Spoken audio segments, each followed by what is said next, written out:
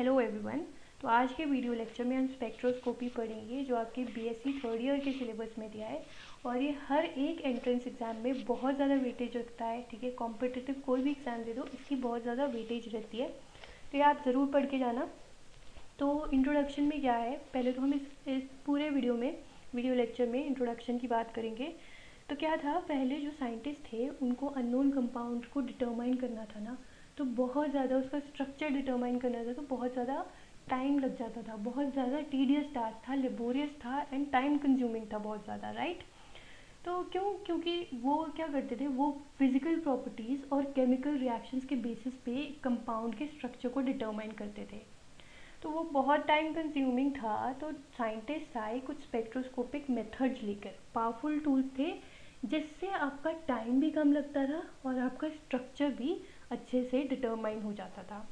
ठीक है, तो पहले हम देखते हैं कि इसमें होता क्या है। इसमें स्पेक्ट्रोस्कोपी में इलेक्ट्रोमैग्नेटिक रेडिएशंस का यूज़ होता है। ठीक है, सब्सटेंस की इंटरेक्शन कराते हैं इलेक्ट्रोमैग्नेटिक रेडिएशन से। ठीक है, और जो स्पेक्ट्रा ऑब्टेन होता है ना, उससे हम स्ट्रक्चर उसका डिटरमाइन करते हैं। तो पहले तो हम डेफिनेशन से स्टार्ट करेंगे। It is the interaction of electromagnetic radiations EMR with the substance, एक मिनट, with the substance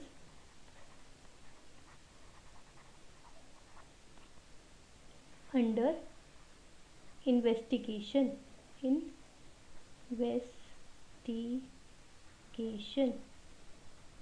ठीक है, जो भी सब्सटेंस है जिसका आपका स्ट्रक्चर डिटरमाइन करना है उसको क्या करते थे, इलेक्ट्रोमैग्नेटिक रेडिएशन से इंटरैक्ट कराते थे।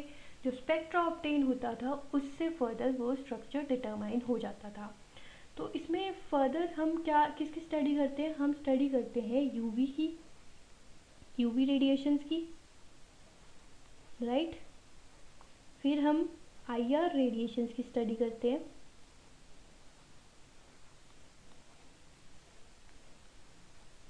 और हम अपने रेडियो वेव्स की स्टडी करते हैं, रेडियो वेव्स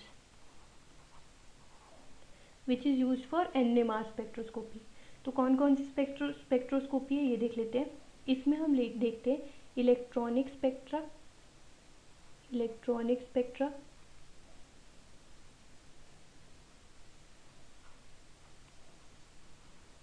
ठीक है। इसमें हम देखते हैं वाइब्रेशनल स्पेक्ट्रा,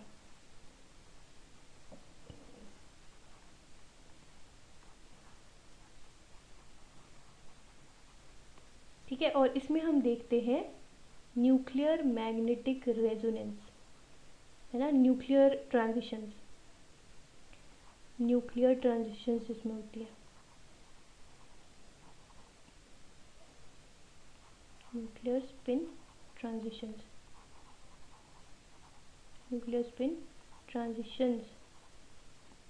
राइट। तो हम ये देखते हैं। फिर इसका रेंज क्या रहता है, यूवी का रेंज रहता है 200 to 400 नैनोमीटर, विजिबल का रेंज रहता है योर 400 to 800 नैनोमीटर, ठीक है। और इसका क्या रेंज रहता है, 0.8 to 200 माइक्रोमीटर रहता है इसका पूरा रेंज। बट जो रेंज हम स्टडी करते हैं, यूज़फुल रेंज जिसे कहते हैं, ठीक है, यूज़फुल जो आपकी होगी वो कौन सी होगी, यूज़फुल रेंज होगी from your around 25 to your around 17.2 micrometer, right.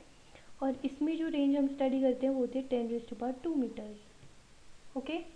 अब इसमें सोर्स क्या लेते हैं, सोर्स ये ना बहुत इम्पॉर्टेंट है, इससे बहुत क्वेश्चंस आते हैं आपके कि सोर्स क्या था यूवी विजिबल स्पेक्ट्रा। तो यूवी में अपना होता है ड्यूटेरियम और हाइड्रोजन डिस्चार्ज लैम्प। तो ड्यूटेरियम डिस्चार्ज लैम्प और हाइड्रोजन डिस्चार्ज लैम्प,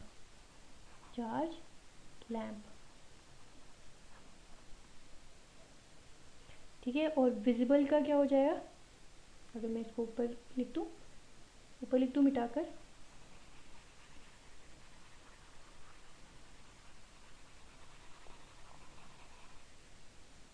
तो इसमें विजिबल का रह जाएगा आपका टंगस्टन फिलामेंट, टंगस्टन फिलामेंट। ठीक है। IR का आपका रहता है nursed glower, source is your nursed glower, NER, nursed glower, right. और रेडियो वेव्स का क्या रहता है, बार मैग्नेट्स आपका रेडियो वेव का सोर्स रहता है। Source of radio waves is your bar magnets, right. आपको इतना क्लियर होगा, ये बहुत ज़्यादा इम्पॉर्टेंट है from your competitive point of view. आपको पूछ लेंगे सोर्स क्या है या रेडिएशंस का, तो आपको पता होना चाहिए, ठीक है। सो इतना है। अब एडवांटेजेस देख लेते हैं। तो एडवांटेजेस क्या रहती है अपनी, अच्छा इसमें आपको मास स्पेक्ट्रोस्कोपी भी है, मास स्पेक्ट्रोमेट्री होती है बेसिकली। तो मास भी आपका मास स्पेक्ट्रोमेट्री, बट वो जो है स्पेक्ट्रोमेट्री, ये जो है दिस डज नॉट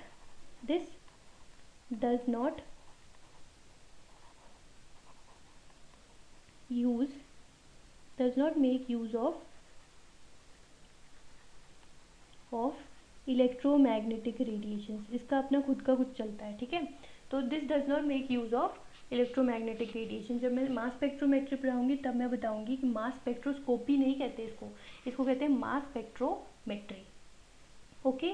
तो अभी देख लेते हैं एडवांटेजेस ऑफ स्पेक्ट्रोस्कोपिक टेक्निक्स। तो एडवांटेजेस है लेस टाइम कंज्यूमिंग, राइट,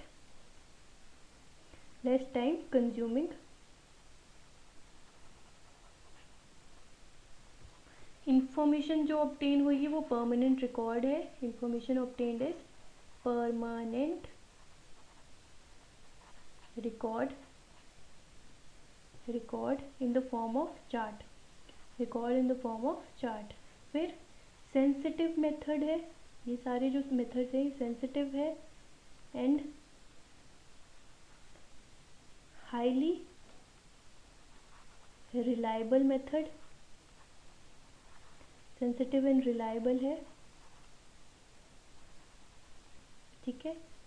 फिर क्या है, substance required in less quantity, ठीक है, ये बहुत अच्छा यूज़ है, बहुत स्मॉल अमाउंट में हमें लेस देन 1, आप लिख लो लेस देन 1 mg रिक्वायर्ड होता है, ठीक है।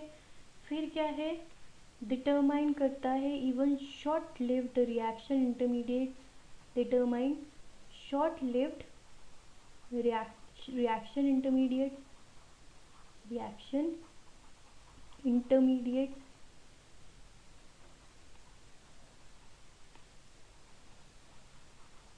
कौन कौन से आपके जो कार्बोकटायन फॉर्म हुए वो शॉर्ट लिव्ड होते हैं, है ना।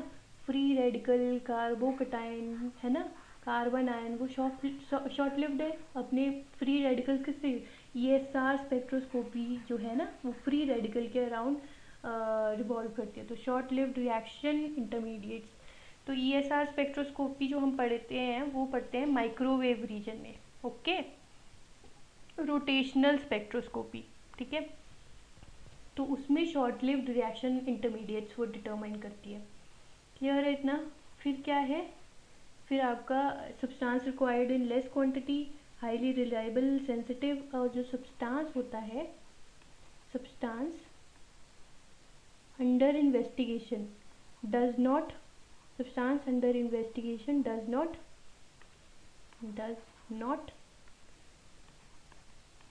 undergo any chemical reaction,